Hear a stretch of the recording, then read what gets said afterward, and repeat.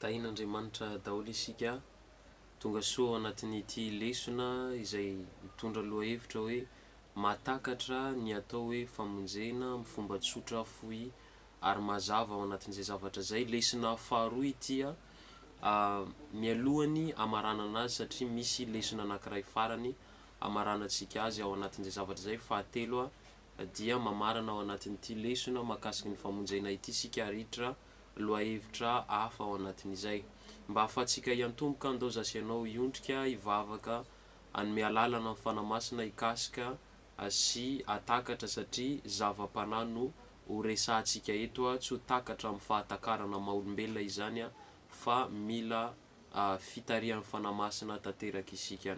Andao zasianao ivavaka raha eo amin'ny anaran'ny Jesosy misaotra anao ny amin'izao fahafahana izao ny ao anatin'ity lesona tapany faharoa mahakasiky ny famonjena ity. Eto zay mivavaka mba ny fananao hitarika anay anome anay fahatakarany farenesany ary fahitana ary fahiratantsaina avy any an-danitra ahatonga anay atakatra ny sitraponao araka ny teninao. Aoka ho feno iosotrao izao fampianarana izao anova amin'ny fiainanay ary ahatonga anay anana fahalalana. Le fahalalana zay resahan'ny filazantsaran'ny Jaona toko fahavalo andininy faharoa amin'ny telopolo zay manambara hoe raha alalan'ny marina nareo ary ny marina ahafaka nareo tsy handevy. Ny voninahitra rehetra dia atolotra ho anao mandrakizay amen. Ya mba iandohantsika avy hatrany dia andaontsika maki tenin'Andriamanitra. Maki tenin'Andriamanitra isika ao amin'ny Genesis. Genesis toko faharoa andininy fahaenina ka hatramin'ny fahavalo. Ao anatin'ity lesona faharoa ity tsika dia hita ny fahalavony zanak'olombelona, ny etan'ny olombelona melohan'ny fahalavona sy ny conséquence ny fahalavona eo amin'ny fiainan'ny zanak'olombelona ao anatin'izay zavatra izay. Ndaontsika maki tenin'Andriamanitra avy hatrany ao amin'ny bokin'ny Genesis toko faharoa andininy fahaenina ka hatramin'ny fahavalo. Vakitsika amin'ny anaran'i Jesosy. Nefa nisy zavona niakatra avy tany amin'ny tany ka nandehana ny tany rehetra ary vovotany ozy izy no namoronan'i Jehova Andriamanitra ny olona ary nofofony fofonaina mahavelona ny vavoriny dia tonga olombelona izy. Ary Jehova Andriamanitra nanao saha tao Edena tany atsinanana ka napetrany tao rahalehilahy izay noforoniny. Ya mahita isika ao anatin'izay zavatra izay fa n'Andriamanitra namorona ny olona ary natoetra ny tao anatina saha anankiray izay atao hoe Edena. Io Edena io amin'ny teny Hebreo satria ny testamenta taloha dia voasoratra amin'ny teny Hebreo dia midika hoe Hayden.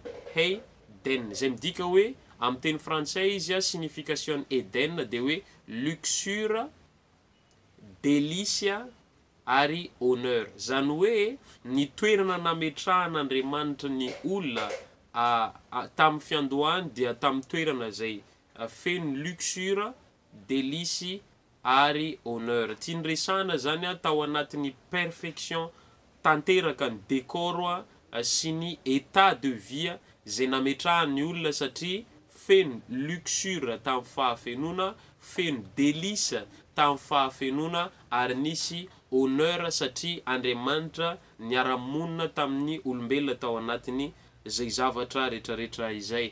Ijery ny toy ny soratra masina manaraka isika hoe rehefa napetraka ny Andriamanitra tao amin'ny saedena ny olombelona zay noforoniny dia nametrahany restriction, zany hoe misy lalàna napetrany ary misy zavatra nasainy nitandremana ao anatin'izay zavatra zay. Zay ho jerentsika ao amin'ny Genesis toko faharoa andininy fahadimy ambin'ny folo ka hatramin'ny fahafito ambin'ny folo amin'ny anaran'i Jesosy. Ny tenin'Andriamanitra mivaky toy izao: ary Jehova Andriamanitra nitondra ny rahalehilahy ka nampanony azy tao amin'ny saedena hiasa sy hitandrina azy. Zany hoe fonction aloha. Zay ny fonction nametrahan'Andriamanitra, ny antony nametrahan'Andriamanitra ny olombelona ao amin'ny saha dia hiasa sy hitandrina azy. 16 ary Jehova Andriamanitra nandidy an-drahalehilahy ka nanao hoe ny azo rehetra eo amin'ny saha dia azonareo hinanana ihany fa ny azo fahalalana ny tsara sy ny ratsy dia aza hinanana. Fa amin'ny andro izay hinananao azy dia ho faty tokoa ianao. eto Andriamanitra mametraka restriction, mametraka commande, mametraka baiko hoe ty zavatra ty tsy azo atao napetrako tato nareo, azonareo daholo hoanina ny zavatra rehetrarehetra, fa ity anankiray ty tsy azo hoanina. Zavatra mila fantatra rehefa Andriamanitra mandrara zavatra, egala misy fiantraikany zay zavatra izay. Andriamanitra zany rehefa mibaiko hoe ty zavatra ty anaka ataovy, egala mahasoa antsika izay zavatra zay, ary ny tsy fanaovana an'izay de misy conséquence, zany hoe ny obéissance na ny désobéissance an'Andriamanitra dia samy manana ny conséquence avokoa. Ny obéissance an'Andriamanitra moa mazava ho azy fa miteraka tombotsoa, miteraka fahasoavana sy fitahina ary miteraka fiainana izany, fa ny désobéissance an'Andriamanitra dia miteraka fahafatesana ao anatiny izay zavatra zay. Ndao tsika maki tenin'Andriamanitra ao amin'ny bokyny Deutéronomie, Deutéronomie toko fatelopolo ho anazavako an'izay, ameko tenin'Andriamanitra ianao.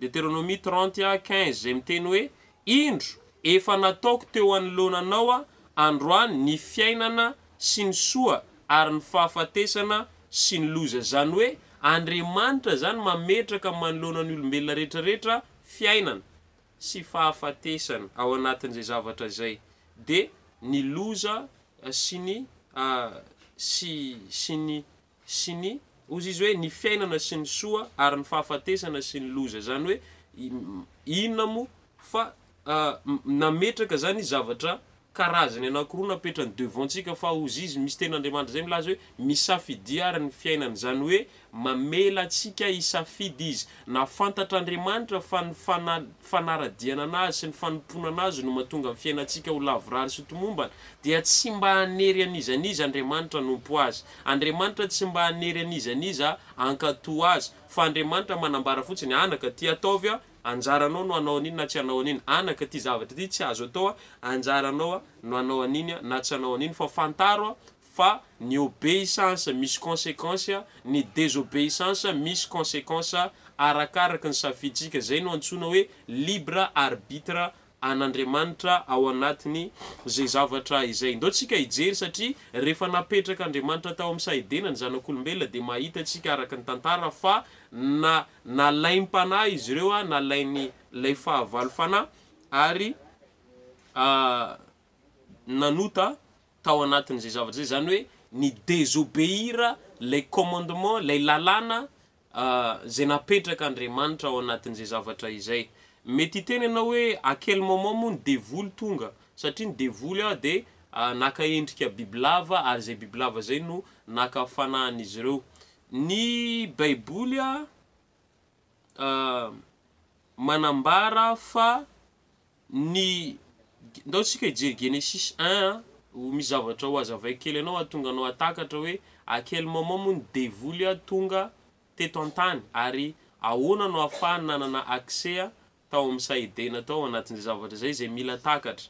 Genesis 1:1 tamin'ny voalohany Andriamanitra nahary lanitra sy ny tany. 2 ary ny tany dia tsy nisy endrika sady foana ary aizy nanota ambony lalina ary ny fanan'Andriamanitra nanomba tambony rano.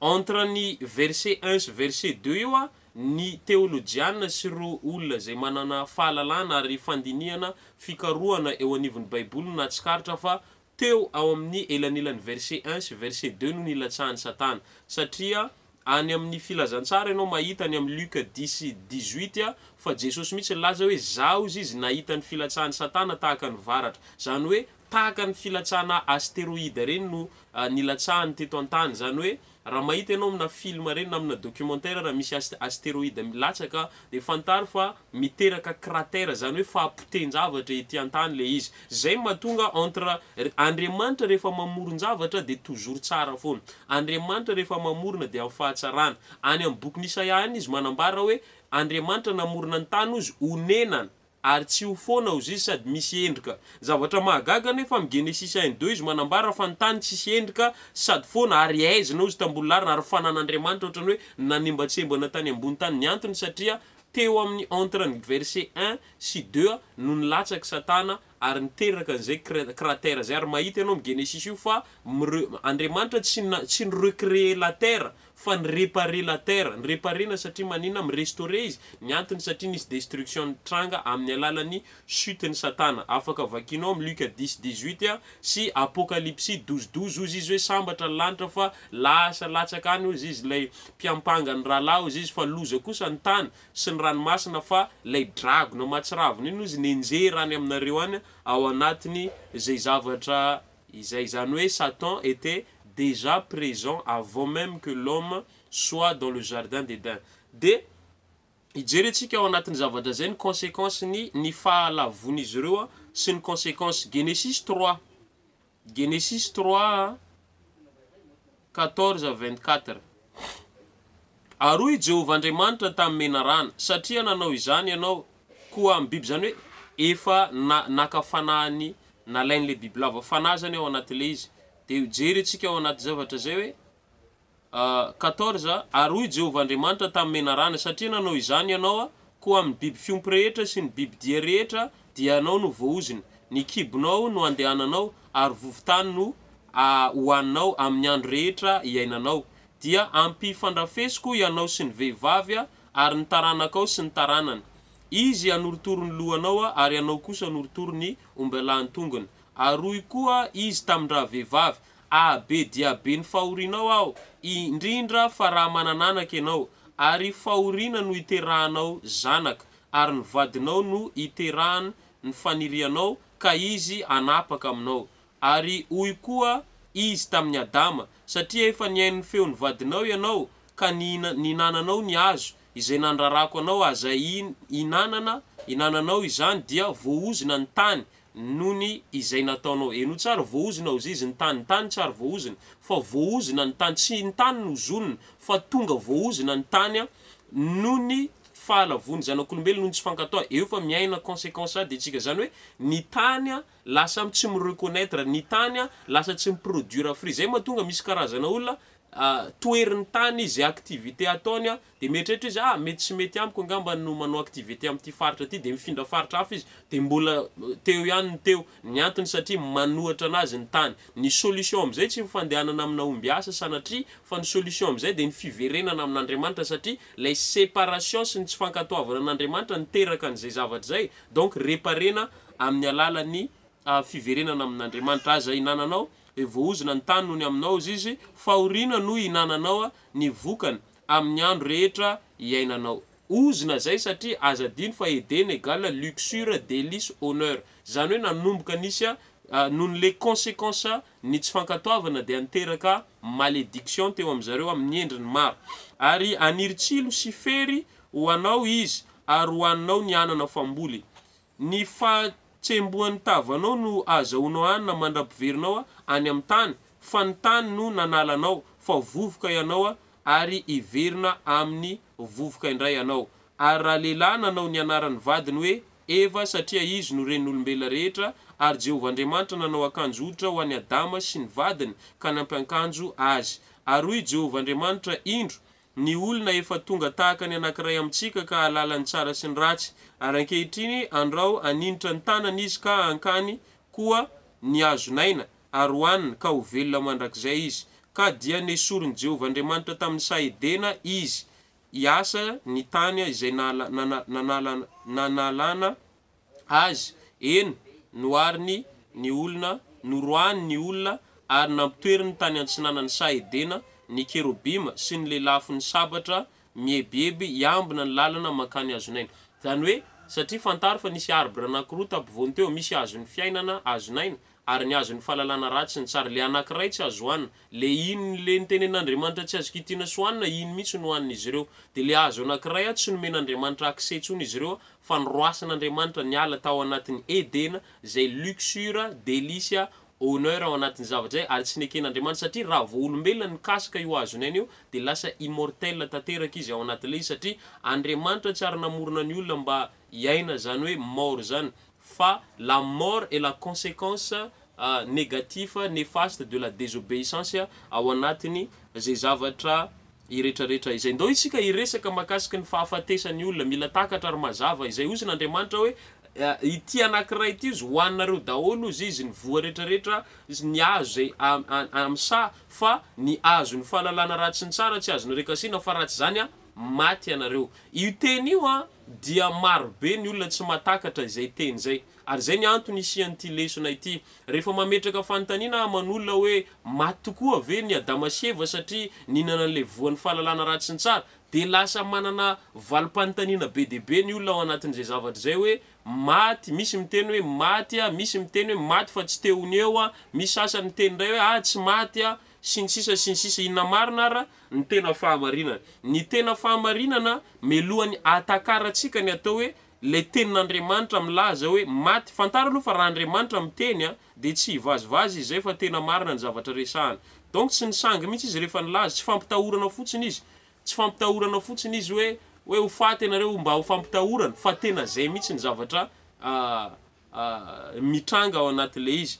Ndao aloha tsika hamaky hoe mila fantatsika aloha comment l'homme était composé. Ahoana ny fomba nanamboaran'Andriamanitra ny olona zay vao ho takatra ny atao hoe le fahafatesana ny resahan'Andriamanitra. 1 Thessaloniciens 5:23 ny tenin'Andriamanitra milaza hoe ary Andriamanitra ny fiadanana ny hahamasina anareo samby ho tanteraka ka aoka arovana avokoa ny fanahinareo sy ny ainareo ary ny tenanareo ho tanteraka ka tsy hanantsiny amin'ny fiavian'i Jesosy Kristy Tompo. 1 Thessaloniciens 5:23 manambara antsika fa le olombelona ny foron'Andriamanitra, toute personne zany dia mizara partie anankitelo. Zany hoe ny olombelona, l'homme est tripartite, manana partie anankitelo izy, manana corps izy manana âme izy de manana manana esprit izy, manana vatana izy manana haina izy de manana fanahy izy. Ny vatana dia bios, dia ny âme io ny atao hoe psyché,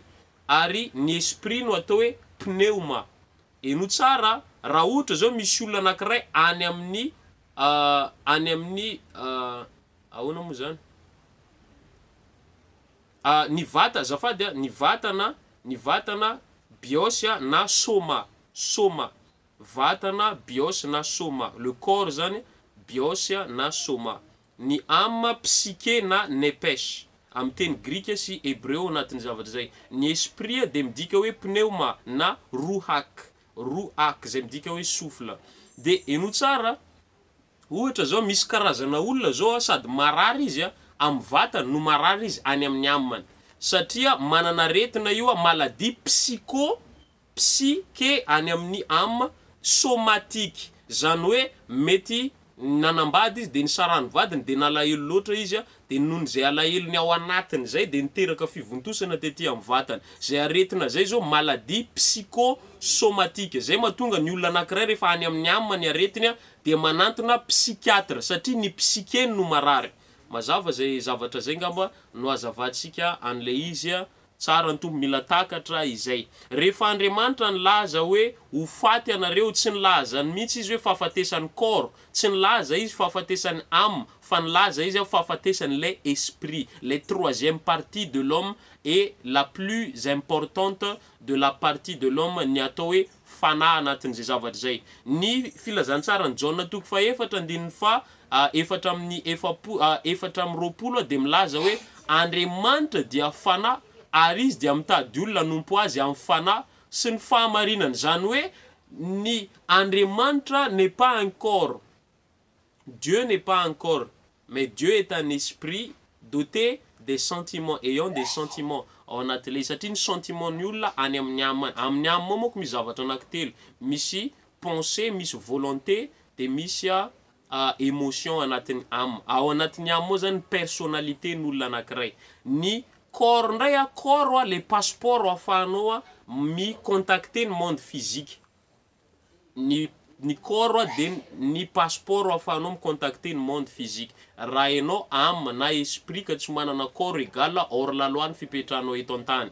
Azonao zay zavatra zay mahatonga devoly te hanao zavatra eto an-tany de tsy maintsy mitady vatana izy hipetrahana aloha. tromba sy ny sisa. De tahaka an'izay koa fanamasina. Andriamanitra zao te hanao zavatra eto an-tany satria Jesosy milaza hoe rainay izay any an-danitra. Dieu est au ciel, il n'est pas sur terre. Mais Dieu veut agir sur terre amin'ny fomba manahoana zay mahatonga anazy mifidy olona de ametrahany fanany ao anatiny zay vao afaka mihetsika izy ao anatiny. Ary rehefa maty ny olona iny de miala amin'ny fanan'Andriamanitra ao anatiny. Et c'est comme ça azonareo le zavatra misy. Donc le corps c'est le passeport pour contacter le monde physique. L'âme c'est intermédiaire entre le corps et l'esprit. Satria ny âme semi spirituel. Sady manana partie physique izy, manana partie spirituel ao anatiny zay zavatra zay. Mais l'esprit c'est le passeport pour contacter le monde spirituel. L'esprit c'est le passeport pour contacter le monde spirituel. Hitanao rehefa manompo an'Andriamanitra tsy amin'ny vatanao, tsy amin'ny amanao ihany koa, fa avec ton esprit. Quand tu loues le Seigneur, c'est avec ton esprit. Quand tu pries le Seigneur, c'est avec ton esprit. Ozy izy ny Baiboly manambara hoe zay tariny fanan'Andriamanitra no zanak'Andriamanitra. Manambara koa ny Baiboly hoe ny fanan'Andriamanitra grand F no manambara amin'ny fananareo petit F fa zanak'Andriamanitra nareo. Zany hoe l'esprit de Dieu est venu habiter dans l'esprit de l'homme pour convaincre. Mbola lesona hafa koa zay amin'ny troisième partie ngamba zay ny tena velabelariko misy kokoa. Azavanao anazy sara atonganao atakatra de tahaka nyty téléphone ty zany ny olombelona. Ty zao téléphone anankiray fa misy partie maromaro. Misy zao ny coque, le vatany fotsiny. De misy ihany koa ny carte mère. Ny carte mère zay ao anatiny. Ao de i téléphone ty manana ny coque-ny vatany, de manana ny carte mère zay système, zany hoe personnalité sy ny application rehetrarehetra ao anatiny. Fa nefa raha tsy asianao puce ity téléphone ty de tsy afaka miconnecte na tsy afaka mifandray sady tsy lasa calculatrice fotsiny ty fa tsy afaka anantsovana. Satria any ivelan'ny globe terrestre tany misy satellite. De raha vao ampidirinao ato le puce de connecté amin'ny satellite io de afaka manao communication izy. De tahaka an'izay ny olombelona, lay coque vatany. Ao lay carte mère âme, personnalité sy ao ny centre d'information rehetrarehetra. Fa ny puce ndray ny fana afany miconnecté am'lay grand esprit. Tsara ny tompo, j'aime cet enseignement. J'espère hoe tena matakatra nareo anatiny zay zavatra izay. Kalabra shakata. Raha mazava aminareo zany le izy eno tsara. Ny atao hoe kristianina zany tsy ranabavy anankiray de manisy robe lava be izy de tsy hitatra amin'ny tongony ary. Ny atao hoe kristianina tsy tovolahy anankiray zay tsy manao pataloha brotsaka tsony fa tena manao velondrirana sy chemise, tsy zay ny atao hoe kristianina. Ny atao hoe kristianina tsy olona anankiray mameno fiangonana, fa be de be ny olona mandeha fiangonana fa tsy kristianina tsy malala ny sitrapon'Andriamanitra. Fa ny atao hoe kristianina de olona anankiray régénéré izy ao anatin'ny fanahiny. Zany hoe nateraky indray ozy ny tenin Jesosy tamin'ny Nicodémos. Misy olona anankiray zay anisany mpisorona be nitondra ny fivavahana tamin'izany fotoana zany, tamin'ny fotoanan'i Jesosy, fa nanantona an Jesosy tamin'ny alina io satria ny zavatra tsy nazava taminy. Ary nanontany izy ahoana ny andova amin'ny fanjakana de ozy Andriamanitra, ozy Jesosy taminazy hoe tsy maintsy ateraky indray ianao. De tsy nazava taminy satria message spirituel ny tenen'i Jesosy taminy fa taka tsy mazava taminy antony satria izy physique, izy aranofo, izy logique ao anatiny izay zavatra rehetrarehetra izay. De ozy izy hoe zafa lehibe ty ve de iverina ny ekibondreniko indray de possible ve zany? De ozy Jesosy non, mila ateraky ny rano sy ny fanahy ianao. Zany hoe il faut que son esprit soit recréé satria le troisième partie tao anatin'le olona le fanahy maty déconnecté. Ary ny conséquence n'izay fahafatesan'ny fanahy zay no resan'ny bokin'ny Romanina hoe séparation avec Dieu. Romanina 3:23 milaza hoe samby efa nanota avokoa izy rehetra ka tsy tafasaraka tamin'ny voninahitr'Andriamanitra. Donc tout homme a été déconnecté de Dieu. Tout homme a été séparé de Dieu. Ao anatin'izay zay mahatonga olona rehetrarehetra, na ankizy, na tanora, na olon-dehibe ianao, na manan-karena ianao, na tsy na manam-bola ianao, na mahantra ianao, mila ny Jesosy, mila n'Andriamanitra daholo itsika satria un homme, zay mahatonga n'Andriamanitra mandrara kristiana manambady tsy kristiana satria ny kristiana dia olona anankiray zay régénéré ny troisième partie le fanahy ao anatiny de ny tsy kristiana nefa olona anankiray zay tsy régénéré zany hoe c'est comme un corps mandende ny kristiana anankiray zany misafidy manambady olona tsy kristiana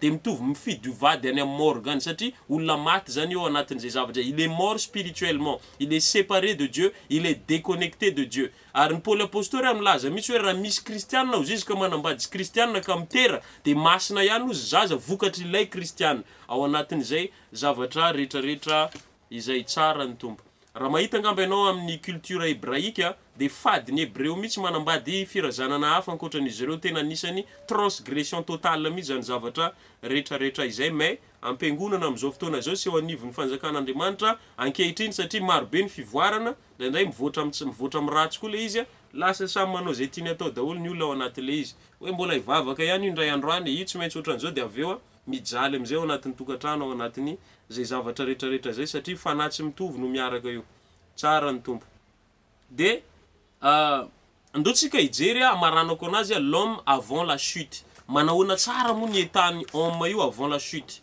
comment l'homme était avant la chute état de l'homme avant la chute satria mila takatra atsika zay satria tanjona an Jesosy tsy atonga atsika olona vaovao fa atonga atsika iverina am'le original parce qu'on a perdu notre originalité ao anaty zavatra zay vokatry ny fahotana nzay fahalavona ao anatin'le satria sika any amin'ny Romaina 5 any ianao mamaky fa ny atao hoe mpanota de tsy olona anankiray aloha manota fa ny atao hoe mpanota de olona anankiray tout le monde samy taranaka Adamasieva isika donc ny mahampanota aloha premièrement de génétiquement parlant tout le monde zany mpanota daholo fa ny fahotana rehefa manota ianao efa voa mitovy amina ohatra zao hoe hazo manga anankiray rehefa mamoaka voany hazo manga anankiray de efa fruit an'le manga iny fa na mbola tsy mamoa voa iny manga iny efa manga iny tsy haiko na takatra atsika zay zavatra rehetrarehetra zay fa raha takatra ao zay de tout le monde mila famonjena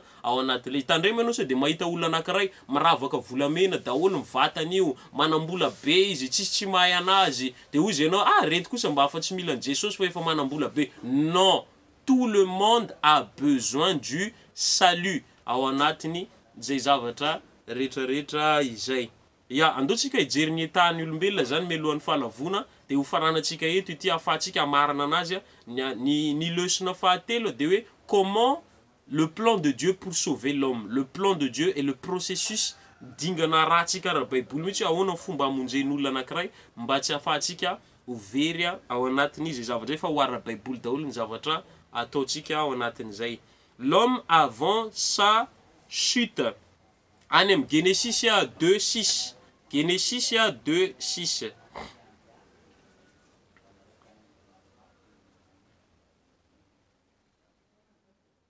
Genesis 1:26 azafady Genesis 1:26 ary Andriamanitra nanao hoe andeha isika amorona olona tahaka ny endritsika araka ny tarehintsika aroka izy anjaka amin'ny hazandrano amin'ny ranomasina sy ny voromanidina sy ny biby fiompy sy ny tany rehetra ary ny biby rehetra izay mandady sy mikisaka amin'ny tany io verset io misy mpanompon'Andriamanitra zay anisan'ny mpanompon'Andriamanitra ngeza be zay atao hoe Miles Monroe io milaza fa anisan'ny tenin'Andriamanitra farak'izay ngeza indrindra ary mahery vaika indrindra ny Genesis 1:26 satria amin'ny Genesis 1:26 hoy Miles Monroe Andriamanitra manazava ny image et ressemblance namoronan'Andriamanitra ary nanomezany autorité satria eto izy milaza fa nomeny fanapahana eo anivon'ny ranomasina eo anivon'ny biby fiompy sy ny tany olombelo donc l'homme Dieu a donné l'autorité à l'homme Dieu donnait l'autorité à l'homme. Atao ina mo autorité am ranomasina. Azadino fa ny amin'ny Apocalypse 12:12 manambara ny Baiboly fa rehefa latsaka Satana de latsaka teto amin'ny tany teto ary misy latsaka tao amin'ny ranomasina. Donc Dieu a donné l'autorité à l'homme sur tous les démons qui sont dans la mer, les eaux, sin sisa. Ary nanome fahefana zany izy ny amin'ny karazana fana rehetrarehetra zay manapaka eto. Fa rehefa lavo ny olona de very zay autorité zay mahatonga olona amizao lasa adalaina devoly, gafina devoly. Mais c'était pas comme ça namoronan'Andriamanitra. L'homme avant la chute et avait l'autorité suprême manoloana ny asany maizina et toute force du diable ao anatiny zay zavatra rehetrarehetra izay. Any amin'ny Genesisia 2 iny mahita ianao fa vovotany ozy izy namoronan'Andriamanitra ny olona ary nitsofony ozy izy le vavorony de lasa ny créé lasa homme. Amin'ny teny anglisy izy hoe de lasa human, H-U-M-A-N. Izy io dia teny anankiroa, ray humas man, humas plus man. Zany hoe ny olombelona dia humas, zay ny olombelona dia man na fenina anatina humos. Tsy lay vovotany no olona fa lay souffle de Dieu nous crée ani esprit. Les souffles de Dieu iny dia niala avy amin'Andriamanitra i souffle iny, l'esprit vient de Dieu, de nilatsaka tao anatina vatana, de ny vatana am'izay ny contenir anazy, de ny contact ny esprit sy ny vatana nous créer ce qu'on appelle âme. L'âme est une partie très mystérieuse. Ao anatin'izay zavatra zay na tonga 3 parties am'izay izy: corps, âme, esprit. Corps, âme, esprit. Ao anatiny zay zavatra rehetrarehetra izay. L'homme ny atao hoe olona dia ilay fanahy fa tsy ilay vatana. Ny atao hoe olona amin'ny Andriamanitra zany, ary zay mihitsy no izy dia ho fanahy mipetraka anatina vatana. Zay zany ny olombelona io taloha. Zany hoe c'était un homme qui opérait spirituellement totalement et qui était totalement un esprit, mais qui habitait dans un corps satria hipetraka eto an-tany eto tsy maintsy manana passeport dia ilay vatana. Fa raha voalavo ny zanak'olombelona de lasa olona ara-nofo izy, tsy mahay miaina en tant que ara-panahy tsony izy en tant que esprit, mais il vit en tant que corps, en tant que humain simple, en tant que quelqu'un qui pleure tout le temps, en tant que quelqu'un qui a des maladies, en tant que quelqu'un qui meurt, en tant que quelqu'un qui a des dettes, sy ny sisa ao anatin'ilay izy. Azay mahatonga ny Baiboly milaza hoe nanao ara-panahy nanao ara-nofo satria mifanohatra ozy izy roa io izy ozy ny Galatiana mifanohatra ozy izy mifanahy sy ny nofo mba tsy hahafahanareo anao zay tianareo atao satria manana ny faniriny ty nofontsika ity zay manohatra n'Andriamanitra foana ny sitrapony ao anatin'ilay izy. Fanahinao zao mitarika anao rehefa kristiana ianao nateraky indray manana an'ilay fanahy régénéré, ozy ny fanahinao za zany te hifadiana, ozy ny nofonao adaotsika hinan-kanina. Ny fanahinao zany teteny za zany te hanao marainaly ivavaka ifo maraina tena ivavaka, ozy ny nofonao alotsika tory. Enao zao fanahinao tena hoe ty vadiko ty anamen'Andriamanitra ary ajaiko ty, ozy ny nofonao. Non, io tsy ampy atsika io fa mila mijangajanga atsika sy ny sisa ao anatiny zay zavatra rehetra. De ombona ny nofo satria le vrai homme n'est pas un homme charnel mais c'est un homme spirituel. Ao anatiny zay zavatra rehetrarehetra izay. Donc l'homme opérait satria Jean 4:24 milaza hoe Dieu est esprit. Donc l'homme, comme avant sa chute, il esprit, il opérait totalement comme Dieu. Il n'était pas malade, il avait des capacités. Outra fotsiny zao meko exemple enao amina capacité de l'homme, Baiboly milaza fa noentin'Andriamanitra tsiraidray manoloana ny Adama ny biby rehetrarehetra teto an-tany, de izy no nanome anarana an'io. Dininao zany tsy Andriamanitra no nanome anarana ny biby teto an-tany, fa i Adama no nanome anarana biby. Tonga zany anankiray, ty saka, ty alika, ty omby, ty akoho, ty zao. De enonao tsara ny disque dur ngaraina tsy miramina mihitsy, fa zay mandeha eo meny anarana ary zay teneniny de tafapetraka. Zao jerenareo fotsiny meko ohatra ianao. Ny olona anankiray rehefa miteraka, ataontsika hoe niteraka telo izy, de ray Jean, ray Pierre, ray Jacques.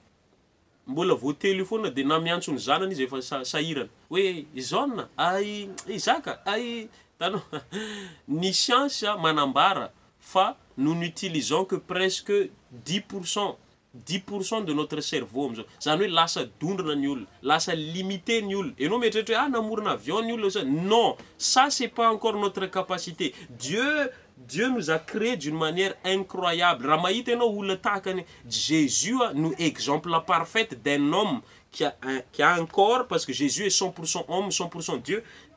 Il opérait pleinement en tant que esprit. Zay mahatonga anazy misy fotoana ny mpianatra miala anazy mandeha mitady sakafo de aterina aminazy le sakafo de ozy izy hoe tsy io ny hanina na ozy izy.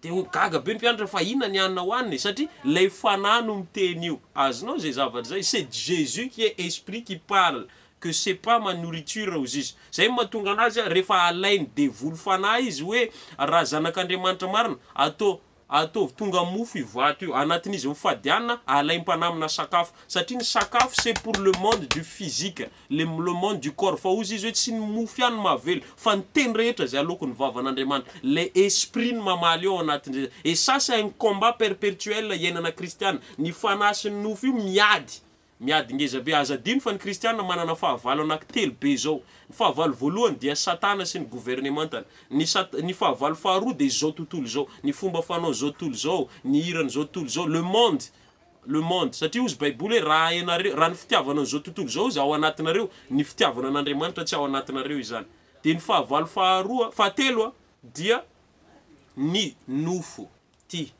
nofo zay mahatonga anao maheno misy mpanompon'Andriamanitra ndray hony tary dia lavo tamina ohatran'izao nisy mpanompon'Andriamanitra ndray hony tary dia nikatramo volan'olo dia ozy ianao efa tsy fanana mba afa tsy tena mpanompon'Andriamanitra sandoka arô tsy voatery sandoka fa tsy fitandremana anatina nofo mahatonga fahalavona zay mahatonga ny olona tahaka ny ry Samsona reny feno ositra n'Andriamanitra fa lavo tao anatina fijanganjakana zay mahatonga ny olona tahaka ny ry Davida reny mpanompon'Andriamanitra goavan'Andriamanitra direct mihitsy miantso azy fa lavo tao anatina fijanganjakana pourquoi satria ny olombelona dia aranofo ao anatin'izay zavatra izay ça c'est un combat iainantsika ary amiko le plus grand danger, le plus grand ennemi, c'est Satan. Parce que Satan ananatsika fahefany. Baikony izy miala teto mandeha anary dia ohatran'izao fa ny zao tontolo zao koa azontsika tsy variana amin'izany. Y a pas que any amin'ny bar sy ny boîte ny misy ambiance fa ny ampiangonana ihany koa misy ambiance, misy fifaliana, misy firavoravoana ampiangonana fa ity nofo ity ny dangereux ity tsy mba miova fo mihitsy. Donc faites très attention anatiny zay zavatra rehetrarehetra izay faranako eto angamba ity lesona ity mahakasiky an'izay fa hiditra amin'ny tapany fahatelo atsika le plan de Dieu pour sauver l'homme satria séparé de Dieu izy déconnecté de Dieu izy lasa nivadika ozona daholo amin'ny fiainany lasa araitra amin'ny faharenesana an'Andriamanitra ny olombelona alohan'ny alavony dia naheno tsara an'Andriamanitra mifandray amin'Andriamanitra tahaka ny arenesanao anazy zao nan'olombelona n'Andriamanitra.